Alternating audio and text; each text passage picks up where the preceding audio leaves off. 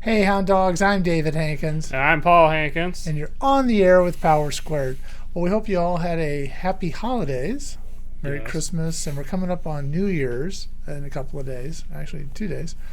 So Happy New Year if you're watching this later. That's right. But we wanted to talk about, well, last week we talked about looking back at 2022, and now we want to look forward to 2023. Yeah. So we thought we'd talk about what's going to happen on the, not only with the comic book, but also maybe a little bit with what might happen on all things on the air with Power Squared. Yes. So, all right. Now, the biggest thing is going to be, we're having a new logo. Yeah. And so we bring you everything, we're going to have a little unboxing here on the show, right? Yes. All right, so let's open this up. We're sort of surprised at Thanksgiving where the Jack Seiler, who had designed the first logo for us, said, hey, I've got a new one, right? Yes. And so I think he had several, 2 or 3, and we picked this one as our new logo starting January 1st. We're going to rebrand all the websites that we're on and social media and all that to have this logo. So we thought this would be an interesting way of presenting it. So this will be the new Power Squared logo starting January 1st. Ta-da! So why not have it on a t-shirt? Yes. All right. So that's kind of a big visual thing for us. Yes. And I think that's sort of a sign that we're always trying to improve and change, and I think we like that better because it seems a little more modern than what we had before, right? Yes. Okay. We're also going to be having a new artist. Yes. Rachel Wells is leaving us in a couple of days, I guess, officially. As we've said before. Right. And so we're hoping that Julia Cannon will pick up the reins and become the artist. Yes. We're still, I guess, we have a little up in the air on that, right? Yeah. But we'll find out in the next day or so. And then we're also going to be putting out at least 3 issues, maybe 4 next year. Yeah. So we want to talk a little bit about the first 3 would be a story arc called Mocha and Raven, Yes. which kind of harks back to the first issue of Power Squared. I like to think of it as television. The first issue of Power Squared, where we mention in passing Billy O'Shea, Yes. and so he comes back in this issue. That's right.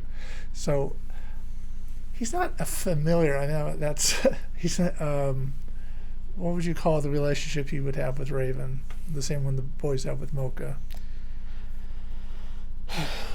Like a mentor thing? Or? Yeah, I guess. I mean, so his mentor is Raven. Yeah. And she turns into a Yadagarasu. thank you 3 taloned raven, right, or bird. Yeah. And so it's sort of they come back and interact with Marty and Eli and Mocha. Basically, kind of they sort of made a deal with the devil, so to speak, and are trying to help themselves by hurting Marty and Eli and Mocha, right? Yeah. I mean, it's kind of a quick summation of it. Well, you want to show we can show the covers. Now, because we're going to change logos, we're going to have to change these covers. So these are, I'll say, to be changed or not final, or whatever they say. This is issue 16, which introduces the characters to the story. And then, again, it's a 3-issue story arc. And they sort of come around and become allies in the end of Marty and Eli. Is that fair to say? Yeah. Okay, so Spoilers. well, 17, and that's sort of Billy as a young kid, Yes. and evil Dr. Atlas, and 18 is sort of the Mocha and Raven. Right. Okay. So, do you like this story arc? Yeah. Okay. Do you want to say anything about it? Or anything? It's been a while since I've looked Yeah, at it. we're working like on issue 23. Yeah. So we're sort of, this was something we did almost a year ago at Yeah. least. So we're not like up on it, I guess. Story-wise, this is probably the most complex Okay. of the arcs we've done. All right. Because of all the past that Mocha and Raven have with each other, Yes. and also how their attitudes change. Yeah, I like the idea that they have a past. Yeah, and then also how Atlas is involved. Right. Yeah. Kind of. And I think we've talked about this before. He's kind of playing yokai against yokai. Yeah. That's kind of one of his little power plays. And yeah, Mocha and Raven do have a past together, which I kind of like. And it's not necessarily a good past, but they do have one. And once we get through those, we're going to issue 19 is yours. Yes. You want to tell us about it? It's a one-off story because I wanted to emphasize the action part of the story and the yokai angle, so they have to deal with Kama Itachi, and I went with an interpretation where it's 3 weasel yokai. Okay. And I recall there was a lot of going back and forth on this one. Yes. With the artist, more wind, things like that. Yeah. Right? Yeah. So it's a more action oriented book. Yeah. Yeah. So that would be the 4. If we release 4, that would be the 4th one. Yeah. So I guess we'll announce dates as we get ready to put them out. Yes. Or we decide when we're going to put them out. It should be soon. And they should be on the usual platforms that we're on, which is Artith Merrick, Indie Planet, Global Comics, and Kindle, which is, I'm a little less enamored with Kindle than I was, because it took like over a month to get an issue approved.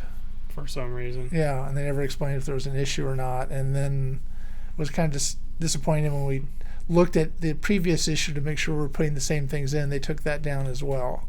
Yeah. To reapprove it, which was like, okay, you guys know what you're doing. But hey, if you're buying it on Kindle, that's great. But I'm sort of a little wavering, and we might look at other places. When we did our panel, we also heard about lending the libraries, where you can kind of digitally lend it, I guess, right? Yeah. So we might be exploring some of that as another possibility to have it out there. Yes. So, wow. So it's not like it's a lot of stuff. 3 to 4 issues a year. That's kind of what we've been putting out normally. Yes. With On the Air with Power Squared, we've been trying to approach some people about being guests on the show. Yes. You want to talk a little bit about that, since you've been kind of spearheading that? Sure. Nothing is like confirmed yet. No. But we have approached certain artists to be on it, including people who have experience in the animation industry, because we wanted to diversify our guest list, I guess. And some of it can tie back into like working on adapting something that was a comic into animation. We have approached 2 of the people we've approached are Stephen E. Gordon and Stephen Silver. We still have to they have expressed interest back. We just need to confirm dates. Right. And nothing's set in stone. Yeah. So if it doesn't happen, it's not. Yeah. So this is not an official confirmation. Right, yeah. We're just talking about possibilities, which would be kind of good. Yeah. And you approached an artist at Comic-Con?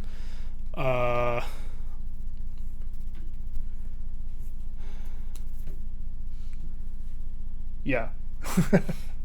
Yeah, God, that was so long ago. Yeah. Yes, we approached Sarah Richard. Right.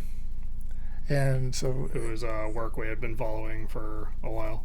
And she would be coming on. It would be in the spring before she'd be available. If it happens, we're not guaranteeing anything like that. We're not trying to put pressure on anybody to say yes. We're just saying these are what we're trying to explore. Yeah. We will continue to have the comic book club. Yes. And Rachel will still be a part of that. Yeah. And we'll continue to have our team meetings. It'll just be a smaller team going forward, right? Right. And we'll probably, I'm going to guess, have Lucas Sheffel back on the show since he's sort of a frequent guest, I'll say. Now, we've also talked a lot in the past about doing conventions. Yeah. Or assigning, and we're going to probably look into doing some of those this year. Yeah, we finally made a step by having a panel. Yeah, that was a big step for us. Yeah, and the panel is currently available on our YouTube channel. Right. And we encourage you to watch if you're curious. Yeah. And so, once again, that was called Under the Radar. Right. And yeah, it seems like it was like less than a month ago. Yeah. When we're doing this. But yeah, so if you're interested, we encourage you to watch, and we're hopefully actually I know that people like Don Wynn do like lots of tabling at lots of cons. We can't really pull that off just because it's not really feasible for us. But we are going to try to do some, and I guess I'll pitch the panel at other cons to see if we can get more exposure. Yeah, not many people showed up, but it was still good for like first time doing it, and we were encouraged to approach other cons about it. And also, in looking at attending other panels, they weren't like sold out either. Yeah. So I think for what we were, newbies at all this, I think we did pretty well. Yes. So I'm pleased. Again, it'd been nice if it had been full up. That would have been great. But and we did have somebody asking questions in the audience, things like that. So it worked out. It was a good experience, I think. Something to build on in the future. Yeah. All right. So anything else you want to talk about? I guess I'll just mention one thing. Right before we sat down to do this, I was one YouTuber that I watch is Critical. Or Penguin Z0. I still like to try to talk to him on the podcast about his comic, which is called Godslap. Okay. Sure. Anyway, he had just put up a video that was talking about how YouTube enacted these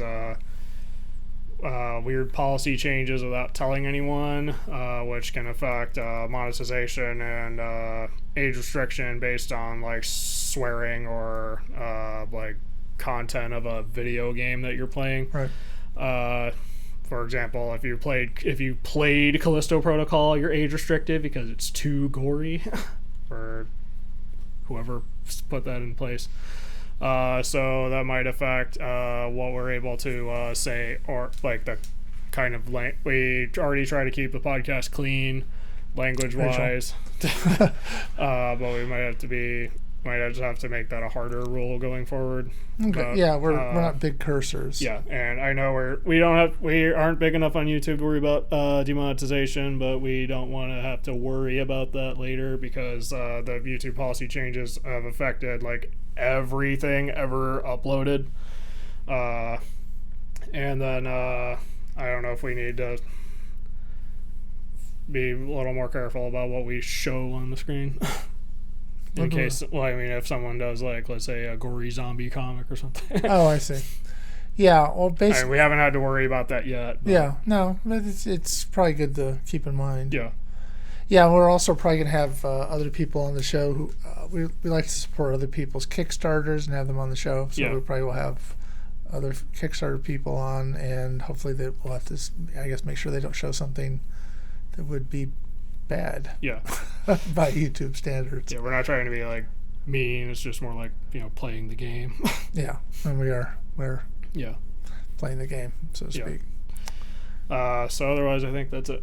Okay, so we're looking forward to hopefully seeing more people in 2023, and hopefully you will want to buy the new issues as they come out. Yes. All right. So. If you're watching this on YouTube later and you like this, leave a like, and subscribe, and ring the bell if you want to see more. And leave a comment if you are looking forward to anything in 2023. Right. I'd like to hear from you. All right. So until next time, I'm David Hankins. I'm Paul Hankins. And you've been on the air with Power Squared.